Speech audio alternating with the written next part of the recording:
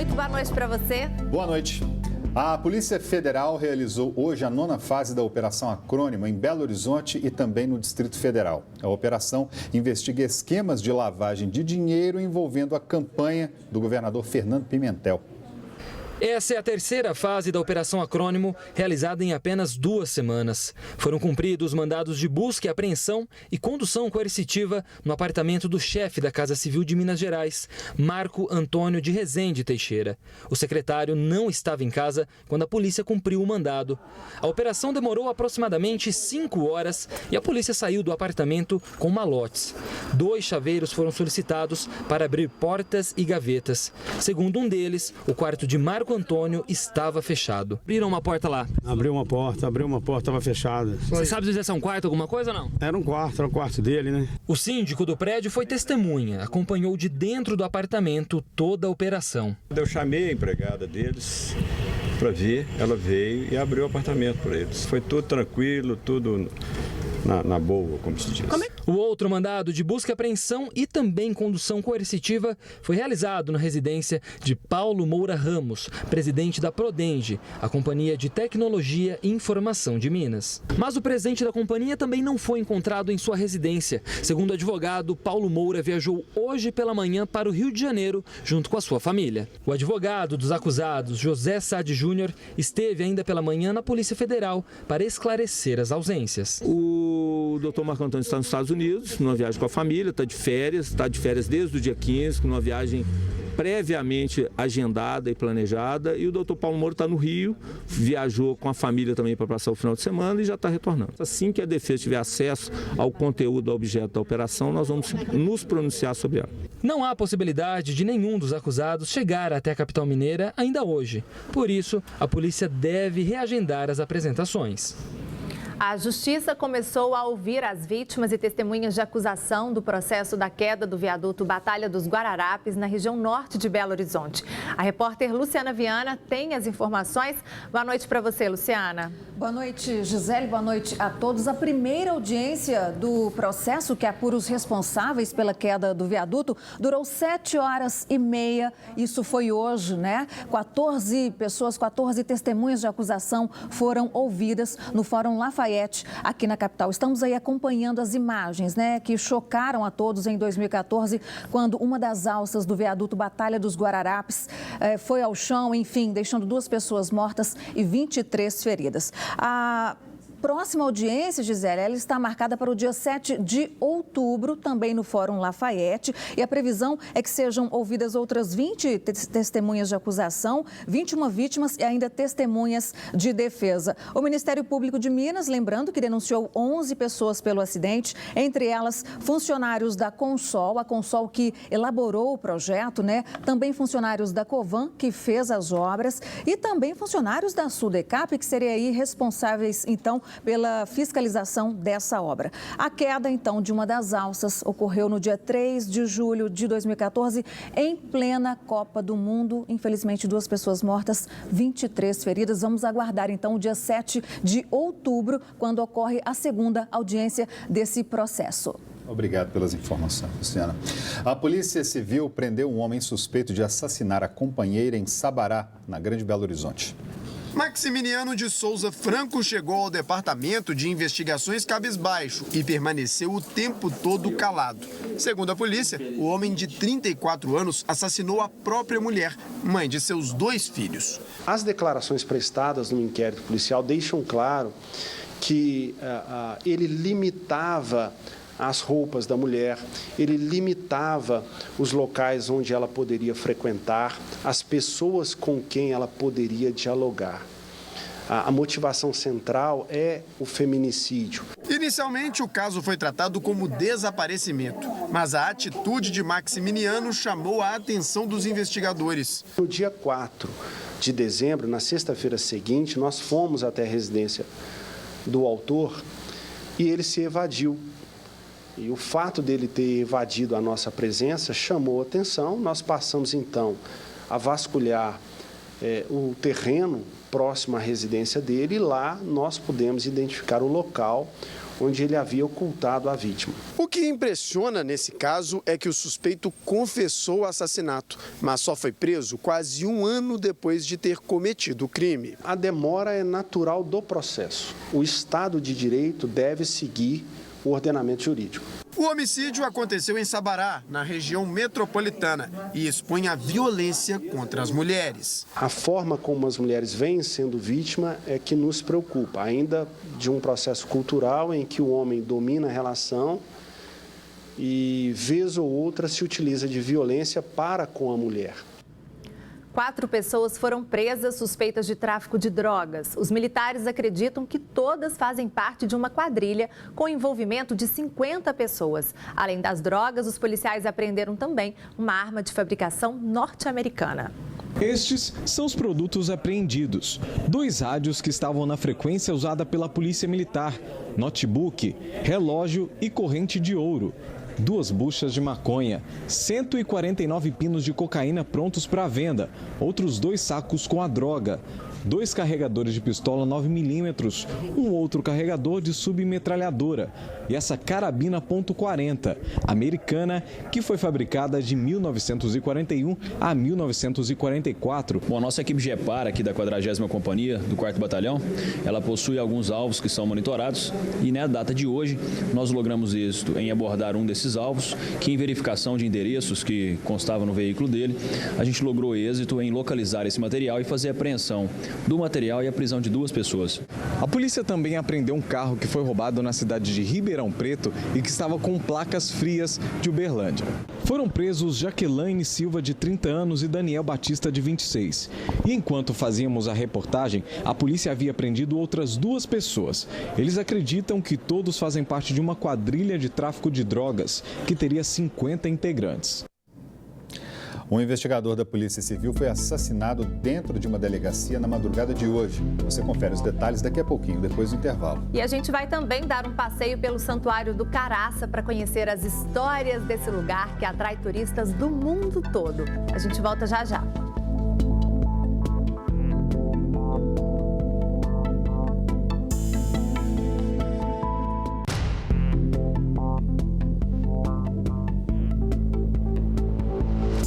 A Polícia Civil prendeu 8 pessoas suspeitas de envolvimento na morte de um investigador de polícia. Ele foi assassinado dentro de uma delegacia. Luciana, onde foi esse crime?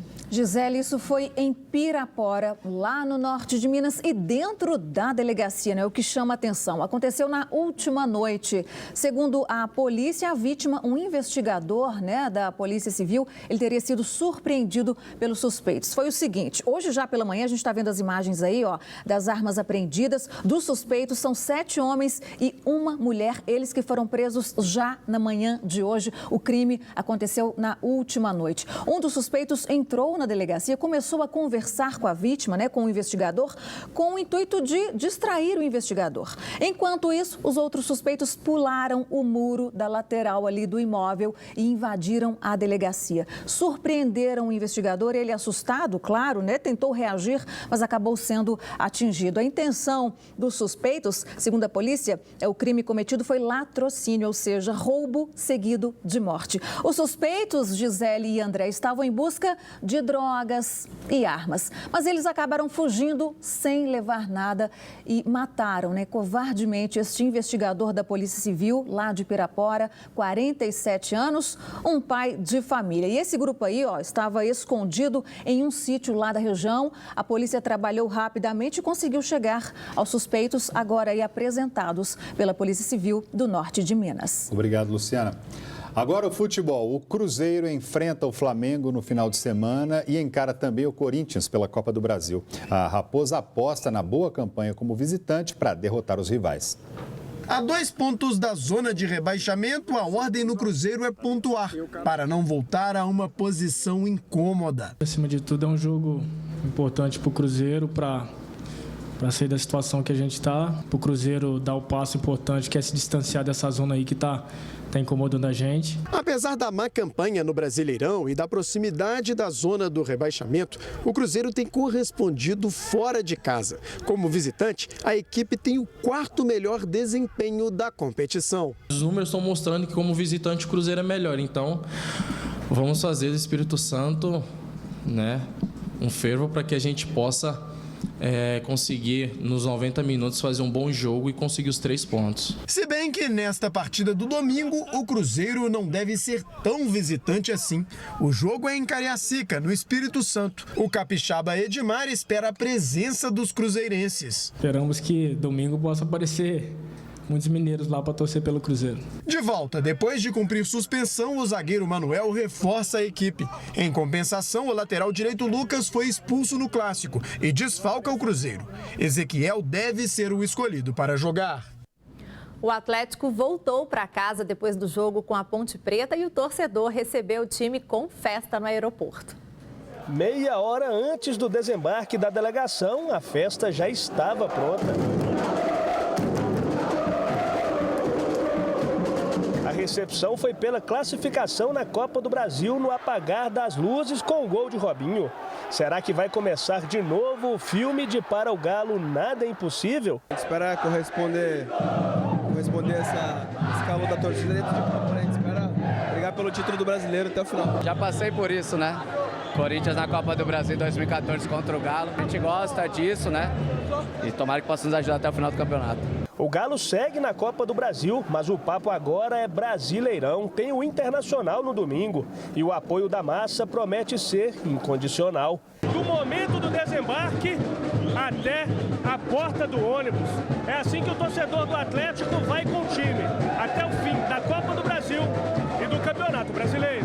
Para quem duvidou da pegada desta equipe, pode começar a imaginar que está de volta o Atlético do impossível. Classificação com a cara do Atlético, então o torcedor também reconhece. E a gente agradece o apoio e o carinho que o torcedor nos recebeu aqui em Belo Horizonte hoje. Olha, às quartas e sextas você acompanha com a gente aqui uma série especial de reportagens que a gente tem feito no estado inteiro, mostrando as belezas de Minas Gerais. A repórter Mariana Milagre e também o cinegrafista Wesley Vladimir trazem para a gente lugares interessantes, cachoeiras, histórias que são contadas. E o destino de hoje da série Malas Prontas é o Santuário do Caraça. Uma parada obrigatória para fiéis e turistas que se encantam com as belezas naturais e históricas da região. Vem com a gente.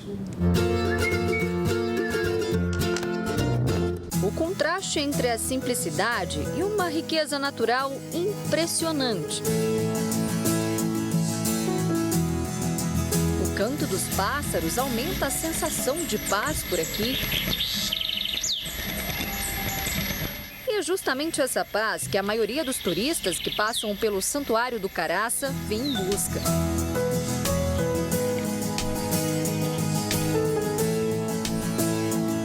O santuário fica a cerca de 120 quilômetros do início do roteiro do caminho religioso da Estrada Real. Uma peregrinação de mais de 1.000 quilômetros até Aparecida do Norte, em São Paulo. É uma das 7 maravilhas da Estrada Real. Tanto que de longe já chama a atenção.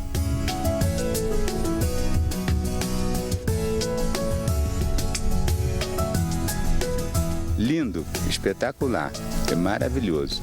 A imponente construção do século XVIII faz jus ao título.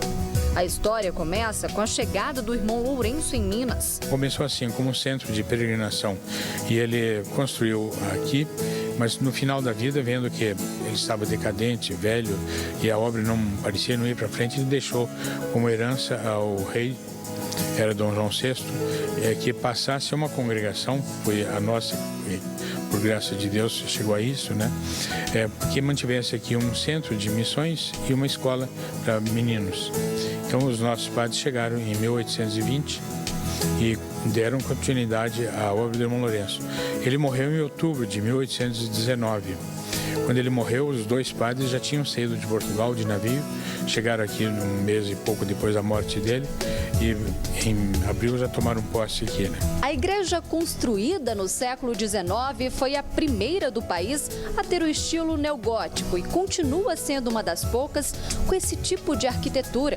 É o principal ponto de parada dos peregrinos que passam pelo Caraça.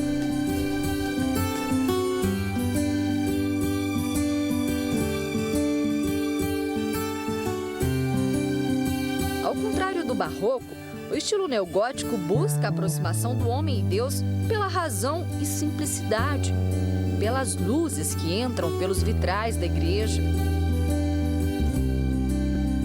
A cruz do Calvário, no topo do morro, reconta a paixão de Cristo e proporciona momentos de reflexão junto à natureza.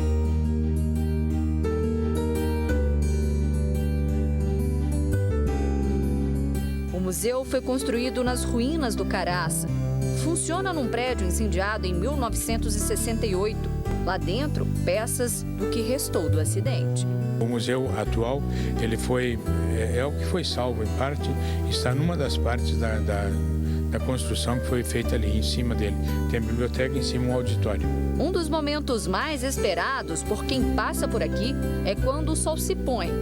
Lobos-guará costumam ir até a porta da igreja para se alimentar. Há séculos, padres colocam comidas para os animais e isso já se tornou atração no lugar.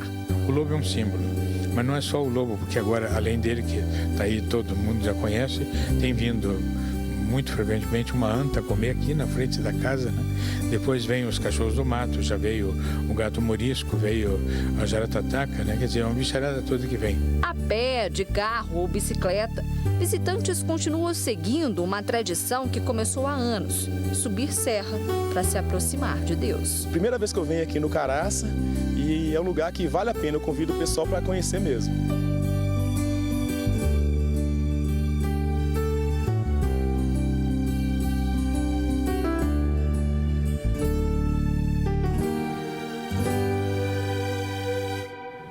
Reportagem boa para sexta-feira, dar uma relaxada, dar uma passeada. A gente não pode sair de casa às vezes, né? Acompanha uma reportagem legal dessa. Vamos mudar de assunto. O FMG recorre à Polícia Federal depois de receber ameaça de atentado contra os alunos. Os detalhes daqui a pouco. E ainda 3 pessoas são presas suspeitas de tentarem matar um comerciante em Sabará. O motivo? Uma dívida de R$30. É isso mesmo. Já já a gente conta para vocês.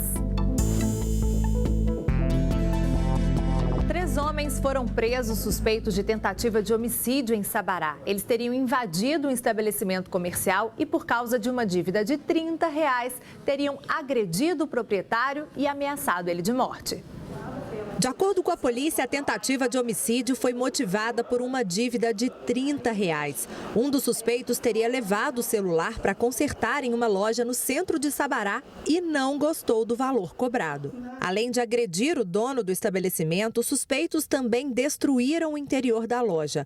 Vidros foram quebrados com pedras. Com os suspeitos, a polícia encontrou um revólver calibre 38, 2 facas, munição e vários celulares. Danificou completamente o local, lançando pedra, entrou em vias de fato com a vítima, machucou bastante a vítima e eles prometeram: olha, a gente vai pegar uma arma de fogo e vai voltar aqui e vai te matar.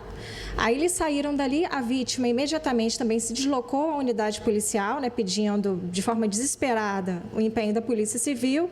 Prontamente os investigadores foram ao encalço dos autores e, felizmente, conseguiram, com essa rápida ação, com essa rápida resposta, encontrar os 3 autores na via pública próximo à loja. Herbert Henrique, de 22 anos, Pedro Henrique, de 24 e o Alisson de Souza, de 20, foram presos em flagrante e negaram as acusações. Eles não tinham passagem policial até então. A partir de agora, eles vão responder pelo crime de homicídio tentado. O que mais nos chama a atenção é a covardia desses bandidos. Eles são covardes apontando armas, lá quebrando a loja. Depois, quando são presos, abaixam a cabeça porque são covardes. É por isso. A Polícia Civil cumpriu 2 mandados de busca e apreensão em casas de 2 suspeitos de tráfico de drogas. Um deles era detento em um regime semiaberto. Ele foi surpreendido em casa, em Uberaba, no Triângulo Mineiro. Os presos são os cunhados Márcio de Souza, de 34 anos, conhecido como Famoso, e Vanderlei de Souza, de 34 anos, que é chamado de Polegar. Um deles está de saída temporária e deveria voltar hoje. De acordo com o delegado, a casa em que os 2 estavam, que fica no bairro Cidade Nova, foi alugada há 2 meses pelo Polegar para que eles pudessem preparar a droga para a venda. No imóvel, os civis encontraram 51 buchas de maconha, mais um tablete da droga de aproximadamente 250 gramas e uma algema que teria sido furtada da Polícia Militar. Os 2 têm passagens pela polícia. Ele alegou que iria tentar entrar com aquela droga na penitenciária. Uma ameaça de ataque deixou alunos e funcionários da UFMG apavorados. Direto dos estúdios da Rádio Band News FM, Dimara Oliveira tem as informações.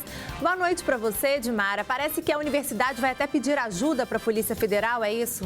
Exatamente, Gisele. Boa noite para você, para o André, para todo mundo que está acompanhando o Band Minas.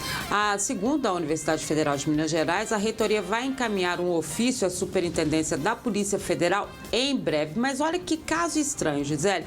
Ontem, após reprodução de uma postagem de 2009, onde uma pessoa identificada como Anonymous diz querer um fuzil para matar o máximo de alunos da unidade. Estudantes da Universidade Federal de Minas Gerais, é claro, se mostraram muito preocupados e mobilizaram aí a direção da faculdade, que vai tomar as providências. Dá para imaginar, uma postagem de 2009 volta às redes sociais, assustou todo mundo. A Polícia Federal disse que ainda não foi oficialmente acionada pela universidade, mas obviamente assim que isso acontecer, vai também tomar aí as suas providências. As aulas na faculdade, apesar desse susto todo que os estudantes tomaram ontem com essa postagem, que fica ali na região da Pampulha, estão normais hoje, mas vou te dizer, que fato estranho esse, né, Gisele? Muito estranho, a gente se lembra de vários casos americanos e agora acontecendo aqui, né, uma ameaça. A postagem de 2009 também, alguém foi lá e publicou novamente, falou susto para todo mundo. Tomara que seja só uma... Tomara, né, porque é um susto muito grande. Olha, a nossa edição de hoje termina aqui, a gente volta na segunda-feira com o Jornal Band Minas. Um excelente final de semana a todos. É isso aí, bom final de semana para vocês. A gente volta a se encontrar na segunda. Tchau, tchau. Fique agora com o Jornal da Band, as notícias do Brasil e do mundo. Tchau, tchau, gente. Boa noite.